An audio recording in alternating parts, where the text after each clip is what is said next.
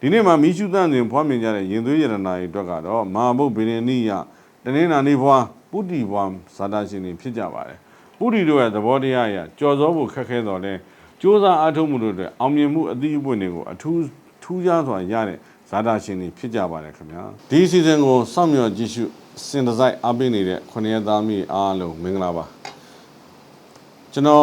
ဆရာခန့်ကျော်စွာဟာရန်ကုန်မြို့မဟာဝိဇ္ဇာဖျားကြီးဝင်းထဲကငါးကန်အနီးနားမှာနေ့စဉ်မနက်10:00နာရီကနေညနေ4:00နာရီအထိဗေဒင်ဟောပြောပေးနေတာဖြစ်ပါတယ်ကျွန်တော်ရဲ့ဗေဒင်ကန်းလေးကိုဗုဒ္ဓနေ့တနေ့တော့နားရက်အဖြစ်ပိတ်နာပါတယ်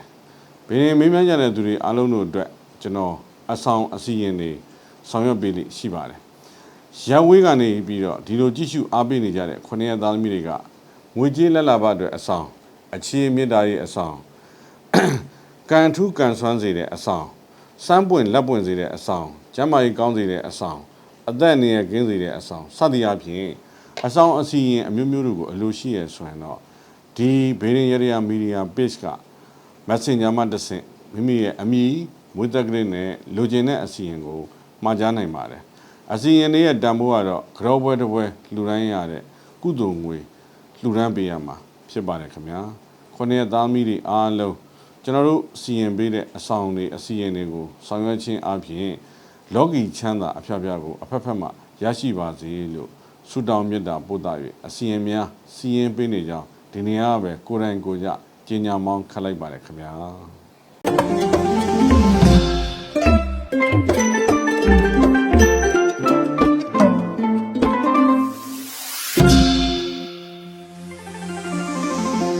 အားလုံးပဲမင်္ဂလာပါခင်ဗျာကိုစိတ်နှဖျားကျမ်းမာချမ်းသာကြပါစ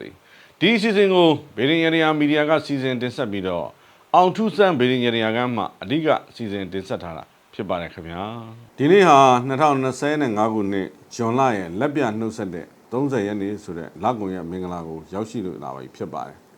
မိတ်ဆွေများကိုနေ့စဉ်ဒီအစီအစဉ်ကအကျိုးထူးပါစေဆိုတဲ့ဆန္ဒမေတ္တာနဲ့စီစဉ်တင်ဆက်ရရများကိုလမ်းညွှန်ပေးခဲ့တာဖြစ်ပါတယ်လာမီ2025ခုနှစ်ဇူလိုင်လအတွက်မိတ်ဆွေတို့ငွေကံကောင်းမလို့တနင်္လာနေ့တိုင်းလုပ်ရတဲ့ရရဇန်းလမ်းညွှန်ပေးရမယ်ဆိုရင်တော့မိတ်ဆွေများလာမီ2025ခုနှစ်ဇူလိုင်လတနင်္လာနေ့မနေ့တိုင်းစွန်းဟင်းပေါ်မှာ9မုံကျော်သို့မဟုတ်9ကျော်သို့မဟုတ်9တစ်တာဟင်းတင်လှူပြီးမြတ်စွာဘုရားရှင်ကိုတင်းနာမနေ့တိုင်းစွန့်ကပ်လှူခြင်းအပြင်မိတ်ဆွေတို့ရဲ့ငွေကြေးကိစ္စတွေအားလုံးအဆင်ပြေချုံးမွေပါလိမ့်မယ်ဆိုတဲ့အကြောင်းကြိုတင်ပြီးလင်ကြီးညာမောင်းခတ်လို့တင်းနာနေ့အတွက်ငွေကံကောင်းစေတဲ့ကုသိုလ်ရတရားကိုလမ်းညွှန်စကားပါလိုက်ပါတယ်ဒီနေ့မှာ2025ခုနှစ်ဇွန်လ30ရက်နေ့မှာတော့မိတ်ဆွေတို့အတွက်တဲတော်ကံကြမ္မာနမိတ်ဖတ်ကြားရမယ်ဆိုရင်တော့တဲတော်ကံကြမ္မာနမိတ်အရဘယင်ကြီးရဲ့သင်္ကေတနမိတ်ဆိုတော့ပြပါတယ်ဒါကြောင့်မလို့ပြောဆိုစကားတွေအောင်မြင်လိမ့်မယ်အခွင့်အရေးကောင်းတွေပေါ်လိမ့်မယ်မိတ်ဆွေကောင်းတွေနဲ့ပြန်ဆုံတွေ့ရတတ်ပါတယ်စာချုပ်ကိစ္စမျိုးတွေတို့အစိုးရကိစ္စမျိုးတွေတို့အလုပ်ရဖို့ကိစ္စမျိုးတွေတို့အောင်မြင်ပါလိမ့်မယ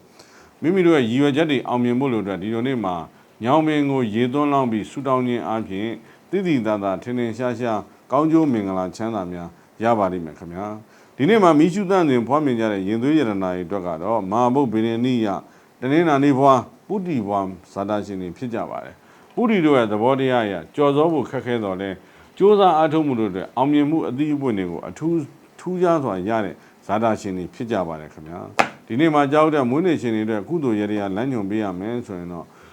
့ကြီးကဲသူတို့ကိုအဝတ်အထည်အသုံးဆောင်ပစ္စည်းများလှူဒန်းကြောခြင်းအပြင်မွေးနေ့ကုသိုလ်အဖြစ်ဒါနပြုလိုက်ပါလို့လမ်းညွှန်လိုက်ပါတယ်ဒီနေ့အတွက်အကျိုးပေးစိုးမိုးကဏ္ဍကတော့2ကဏ္ဍ4ကဏ္ဍဖြစ်ပြီးတော့ငွေကြေးကိစ္စတွေအားလုံးအဆင်ပြေဖို့လို့အတွက်ကတော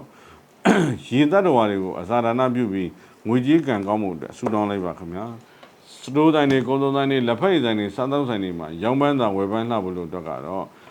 ့ဆိုင်အဝင်ဝါနာမှာအချွေလေးအနှဲငယ်ပက်ဖြန့်ပြီးဆူတောင်းခြင်းအပြင်ရောင်းအားတက်လို့ရောင်းပန်းသာဝယ်ပန်းလှပါလိမ့်မယ်အယောင်ထိုင်းနေတဲ့ကုန်ပစ္စည်းတွေတူလောင်းထားပြီးအယောင်ထွက်သွားဖို့အတွက်ကတော့ဒီလိုနေ့မျိုးမှာတောက်ရေခွက်ကြီးတစ်ခွက်နဲ့ရေတောက်ပြီးတဲ့အခါမှာရေခွက်အလုတ်ကလေးနဲ့တို့ပြီးခောက်ပြီးရိုက်ပြီးဆူတောင်းလိုက်ခြင်းအပြင်အယောင်ထွက်သွားပါလိမ့်မယ်မိတ်ဆွေတို့အတွက်ဆွေမျိုးရင်းမှာအမှုခင်းဖြစ်နေတဲ့သူတွေရှိရဆိုရင်တော့အမှုကျုံနေတဲ့သူရဲ့အမိကိုရွှေဖြုံသီးတစ်လုံးမှရေးပြီးတီလာရှင်ဆရာလေးတစ်ပါးကိုလှူဒန်း၍ဆူတောင်းလိုက်ပါခင်ဗျာကျမ်းမာရေးညံ့နေတဲ့သူတွေဆွေမျိုးမိသားစုမှာရှိရဆိုရင်တော့ဒီလိုနေ့မျိုးမှာ တရက်သီးမဲ့အနေငယ်စားပြီး